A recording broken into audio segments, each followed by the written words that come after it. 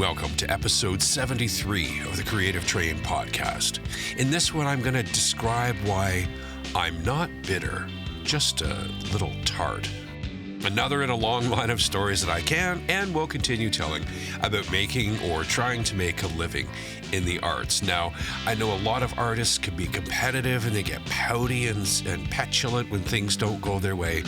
And I'm not trying to do that here. I'm not picking on a person. It's a story about something I just went through. One where the music was supposed to be promoted by another artist for radio play. Well, that's pretty cool.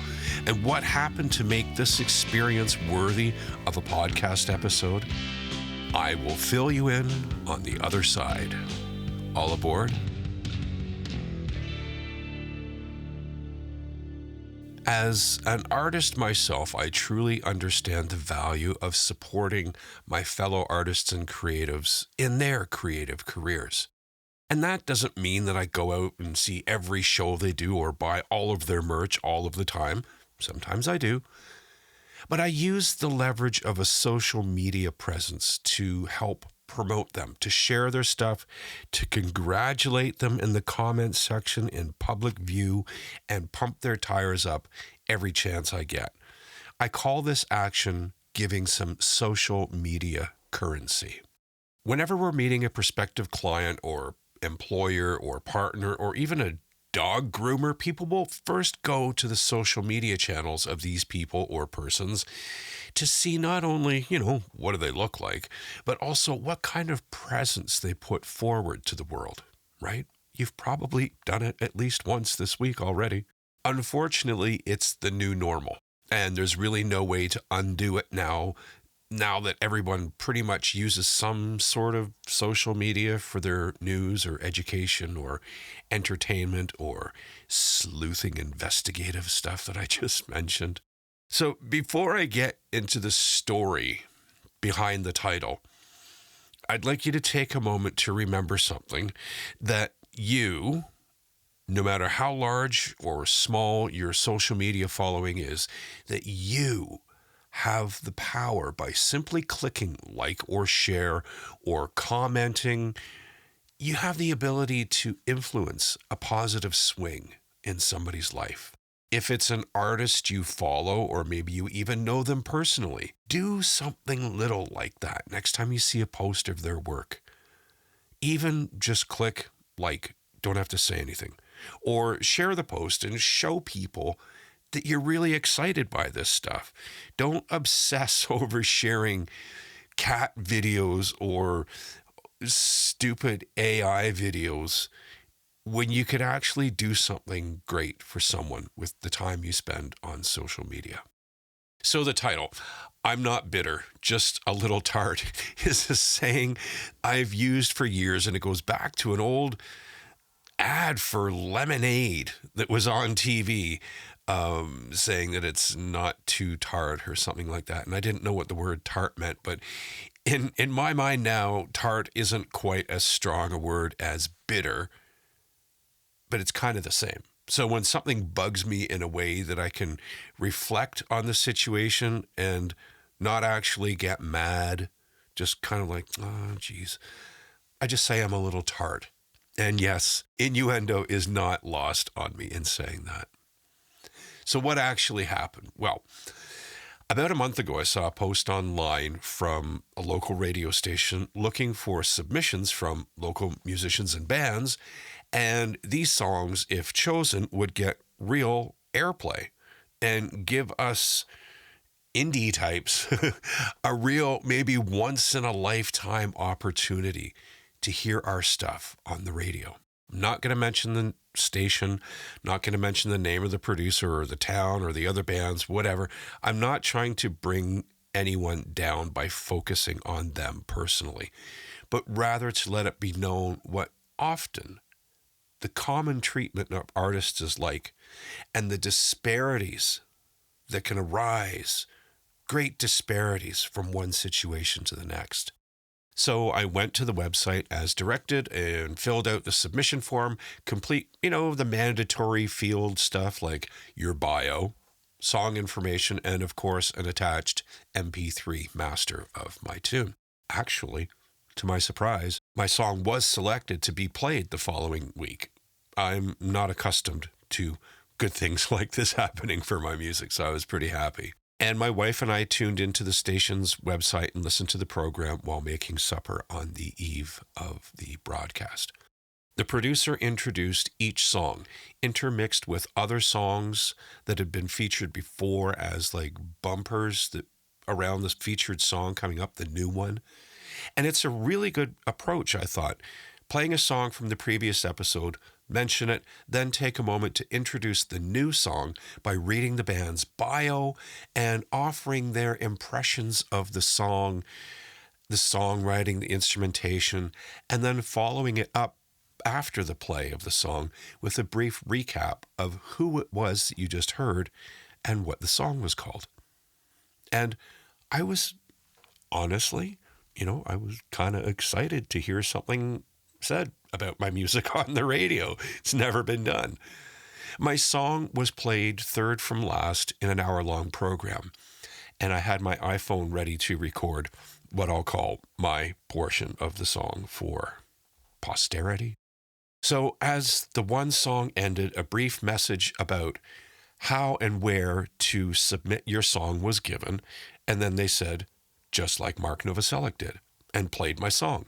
That's it. No bio, no mention that I was the only actual local artist on the local radio show that evening. Just my name, and they didn't even say the name of the song correctly. Even folks who were featured in the past but weren't on this particular episode were mentioned. Their bio, their recordings, their gigs. All of the other bands had their bio read. Mentions of their town of origin, mentions of their other recordings and band members and the creative impressions about the song. Mine was just my name and the title read wrong. Not exactly what I would have expected from another artist slash producer making their entire social media presence of late all about helping promote other artists. It's what they do. Left me feeling like the proverbial, also ran candidate, the guy that gets the participation badge. And honestly, I've encountered this type of treatment almost all of my creative life, which is why I was genuinely surprised when one of my songs was chosen.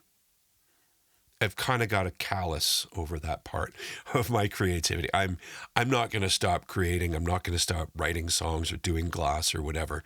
But I've just got a little bit of a callus over expecting any recognition. Yeah. And it's not often that a small town artist is recognized or honored in any kind of, beneficial way in their own town. Maybe it's a thing about other artists looking at you as competition or something. But it's not typically until you step out of your milieu or local context that people appreciate the difference that is you. And yes, there are precious few exceptions where locals reach out and support your work. Venues make a big deal about it, celebrating local homegrown talent. But those are the exceptions. Often it goes from your name being used to draw in listeners or patrons to a venue to just the mention of, quote, live music tonight, if you're booked in again. Or just music. Silly. And with full honesty and transparency, I'm okay with that. I've learned to not expect anything. Following the pandemic, where there were literally no gigs to be had, my focus changed from performing to working in my studio. And I kind of have to say that I find studio work more gratifying these days. I set my own hours, the pay is much better, and I can work when I want, I don't have to feel like obligated to be up at a certain time of the day and whatever. A band these days we're talking 2026, an average cover band, bar band, whatever, is lucky to be paid as much as $100 per player for an event. And that might seem all right, eh? I mean, come on, you're just up there playing music. Well, that's what I made in 1985.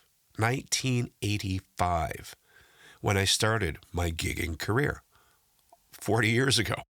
Again, there were exceptions which were greater or lesser than that, but the going rate is about the same now and is far less than the effort required for setup, travel, performance, teardown, and not to mention the maintenance of your gear. These are your tools, just like a carpenter has to maintain their tools. Musicians have to maintain theirs as well. It's the reality of the music business for a lot of people. And God bless the folks who have the money and energy to endure this kind of gigging lifestyle. But it's becoming less and less attractive for a lot of people. And it's not just me feeling this way. For a lot of people, playing music in a band is their hobby, and they treat it as such. They're fine with being paid $50 and get a couple of beers for a gig because it's not their actual job. And that makes it impossible for an actual professional charging for pro-level performance to get reasonable gigs. And I hate this saying, but as they say, it is what it is. And as I say, I'm not bitter, really. I'm just a little tart. And there you have it. Another recent experience brought to you by me. And this, if you listen back to that, you can come away with the idea that I'm pouting or something like that. And I'm not. I'm just telling you the way it is. And if that makes you uncomfortable, then that's good. It should make you uncomfortable to know that a lot of the people who you appreciate their art and whatever, they go through a lot of things where people don't consider you as a human. They just consider you as a product. They don't think about the fact that you have thoughts and feelings and emotions. They just want to use your name or whatever to some advantage. So anyways, there we go. I'm not bitter. I'm just a little tart. Thanks for listening. Leave a comment, like, subscribe if you're that kind of guy or gal.